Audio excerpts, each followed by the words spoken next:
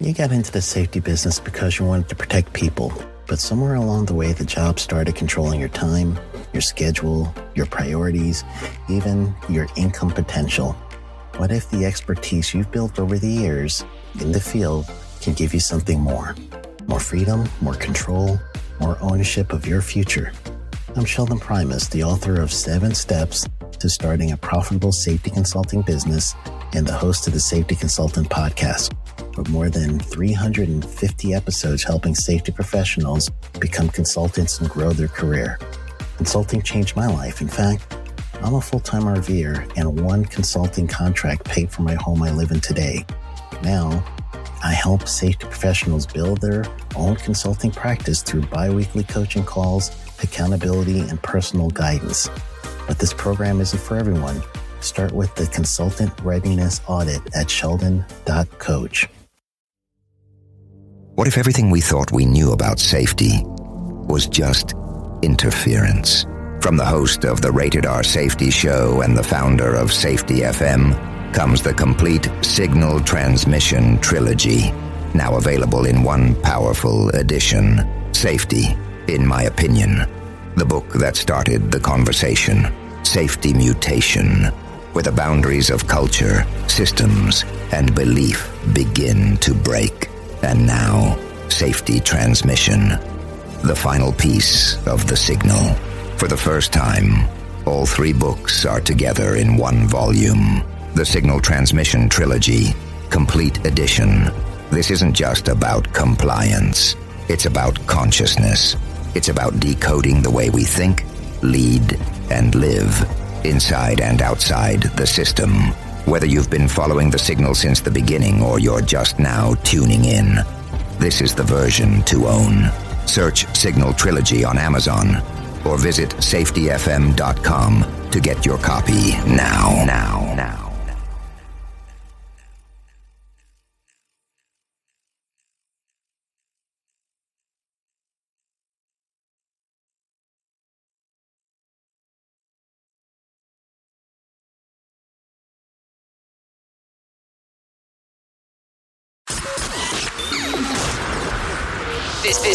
This show is brought to you by Safety FM.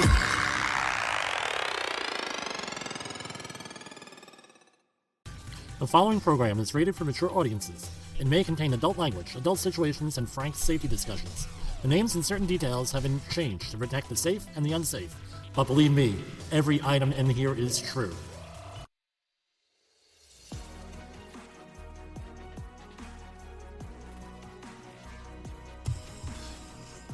Well, today we're going to have somewhat of a different episode. We're calling it Fired for Doing Your Job. This is one of those things that a lot of safety officers have to deal with, a lot of safety professionals, especially in the construction industry, sometimes in general industry, but this happens. Fired for doing your job today on Safety Wars. About 15 years ago, I was contracted for a project where someone fell from an extreme height and ended up dying. This happened on a Saturday, and I reported to the site on the Wednesday after the accident. This was for a company that most people have heard of in the New York and New Jersey area if you're in construction. I worked there for the next 6 months without any incidents until the end of the project. The next project, I met the safety person that was on that project before I was there. This is where the story gets interesting. I asked him, what happened on that job where the guy fell? I'll call this guy Charlie, who I'm talking to. I said, Charlie, you're a great safety guy, and this company has a stellar safety record up to this point. What exactly happened? He told me about the proceedings 6 months before the accident and what led up to it. He was on the top of his game. He was doing his job, this guy Charlie, enforcing fall protection requirements, policies, writing policies, you name it, he was doing it. As a matter of fact, most of this project was on video, so it's not like he was letting people getting away with things. There was a security camera on site. So what went wrong for him? We know what went wrong for the worker. He fell and died. Well, what happened going up to this incident? The workers and management on site were complaining because Charlie was doing his job, number one, and number two, it took too long to hook up the fall protection and use it. And number three, it was summer and it was hot and no one wanted to be in the middle of the summer in New Jersey because it was a pain in the ass to put on this stuff. They dismissed him from at least his point of view and for what he had said because he was a royal, quote-unquote, pain in the ass. The consultant he was working for blamed him for getting thrown off the job, and they gave him the bad jobs for a while. They basically made his life hell. The employer was out of huge amounts of money because he was thrown off the project. He got the blame for it. About 6 weeks after Charlie left, there was a guy, the victim, his name is Tommy, who was being bullied for wearing fall protection by his peers because he was weak. He died pretty much instantly from a 90-foot fall to the ground. So, this is what happens. They shut down the job for 3 days, sent everybody out to fall protection training. I got hired and implemented a whole ton of new rules and policies. But they were basically new to them, but they're exactly what Charlie was doing. There were legal actions, government actions, and a whole bunch of other things going on like you have with this.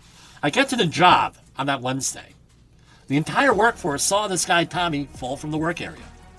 We're talking roughly about 100 people. They didn't see him actually fall, they saw him, the aftermath of this. He was well-liked and well-respected, but he was bullied. So, what ended up happening with all these people? The main client that I was working for, their management went from fall protection is optional, and if you die, it's your time to die, right? That's how people think, to zero tolerance. So here's the question for everybody. I'll give you a second here. How many people do you think were thrown off the job in the first 3 hours of this new zero tolerance regime? 10? 20? Did you guess 25? You're going to have to go up a little bit more. Try 37. 37 people saw this guy fall and were still refusing to wear fall protection. So here's the question. Where's the original problem? Was it Charlie doing his job? Was it the victim? Some people would say it was the victim, right? Some people say, well, it was Charlie because he was antagonizing everybody, he couldn't get along, and all the stuff that goes along with that. But let's talk about something else. Was it the company and the management structure not backing Charlie up? That's where I think the issue here was. This is partly why we are here fighting the safety war and why the safety war starts here and now. It's because you have management systems that often don't back us up. We have site managers and supervisors that are putting safety in the backseat. Now, even today, we're 15 years on, it's gotten better, but still, I work with companies sometimes that put everything, safety is the fourth thing on the list. Best at best. Right? These types of stories, we all have them. They're too frequent and have severe consequences. So the question that I'm going to leave you with, right? Not a solution. I don't give solutions because you're the expert at what you're doing. This is not a solution, but something we're going to have to be facing in the near future, right? If we haven't already. What do we do when an employer takes it out on us, a client, or anything else? Do we back down to this? Do you get HR involved? Do you get an attorney for wrongful termination? One thing you have to do is get this type of stuff documented, and that's where most of this stuff is lacking, right? And our response to this. It comes down to leadership. This is why we preach it here on Safety Wars. If you listen to the Jay Allen show this past week, I was on it. That's what we talked about was leadership. Perhaps if we could be better leaders, we could overcome some of the acrimony. We could become better safety professionals. So, what was the resolution? Later on, Charlie was subpoenaed in court. Did not go well for the client, right?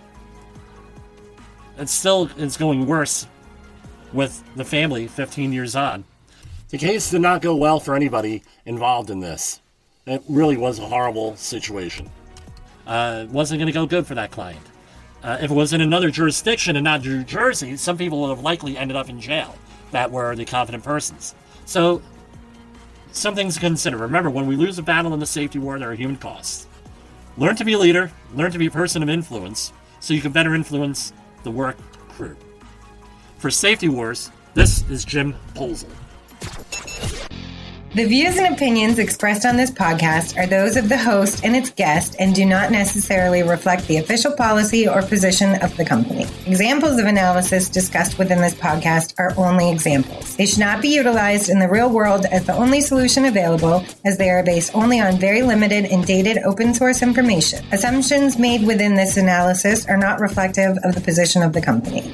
No part of this podcast may be reproduced, stored in a retrieval system, or transmitted in any form or by any means, mechanical, electronic, recording, or otherwise, without prior written permission of the creator of the podcast, Jay Allen. You got into the safety business because you wanted to protect people, but somewhere along the way, the job started controlling your time, your schedule, your priorities, even your income potential. What if the expertise you've built over the years in the field can give you something more? More freedom, more control, more ownership of your future. I'm Sheldon Primus, the author of 7 Steps to Starting a Profitable Safety Consulting Business and the host of the Safety Consultant Podcast, with more than 350 episodes helping safety professionals become consultants and grow their career. Consulting changed my life. In fact, I'm a full-time RVer, and one consulting contract paid for my home I live in today. Now, I help safety professionals build their own consulting practice through bi-weekly coaching calls, accountability, and personal guidance. But this program isn't for everyone. Start with the Consultant Readiness Audit at sheldon.coach. What if everything we thought we knew about safety was just interference? From the host of the Rated R Safety Show and the founder of Safety FM comes the complete Signal Transmission Trilogy, now available in one powerful edition. Safety, in my opinion, the book that started the conversation. Safety Mutation, where the boundaries of culture, systems, and belief begin to break. And now, Safety Transmission, the final piece of the signal. For the first time, all 3 books are together in one volume. The Signal Transmission Trilogy, Complete Edition. This isn't just about compliance. It's about consciousness. It's about decoding the way we think, lead, and live, inside and outside the system. Whether you've been following the signal since the beginning or you're just now tuning in, this is the version to own. Search Signal Trilogy on Amazon or visit safetyfm.com to get your copy now.